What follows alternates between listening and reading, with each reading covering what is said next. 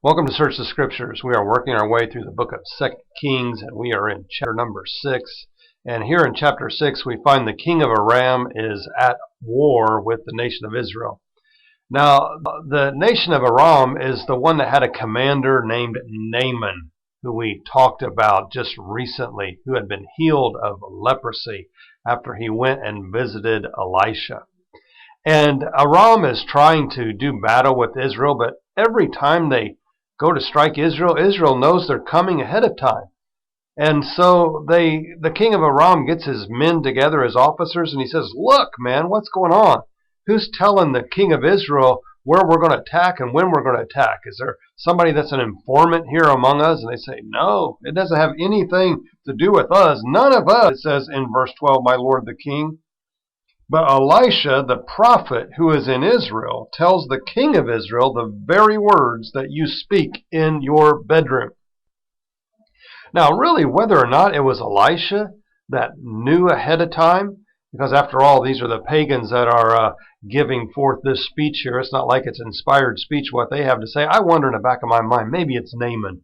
Maybe Naaman had leprosy. Maybe Naaman went to Elisha. Maybe Elisha cured Naaman so that God would have an informant there inside of the nation of Aram. Maybe it's him. Maybe it is Elisha that knows what's going on. But beside that fact, the king of Aram is pretty upset. And he says, "We're going after Elisha. We're getting this guy out of our hair." And he sends a contingent to go and to take him and to kill him or to capture him. And as they arrive there the next morning, Elisha's servant gets up and he looks out and he says, "Oh my Lord, what shall we do?" In verse number 15, he sees these people surrounding them. And Elisha says to him, "Don't be afraid. Those who are with us are more than those who are with them." And I'm sure his servant looked around and said, "Who are you talking about? It's just you and I here. We don't have anybody else that's here with us." But Elisha prays God open his eyes. And when his eyes are opened, he sees this vast army of the Lord mounted on horses, arrayed around them. You know, we are constantly, whether we realize it or not, God is intervening on the behalf of those that love him and serve him. The enemy's always trying to attack us, but God is always working on our behalf. There's many battles that the Lord has won for you and I that we were unaware they even took place. Many times we have been kept from danger, kept from harm, without even knowing it.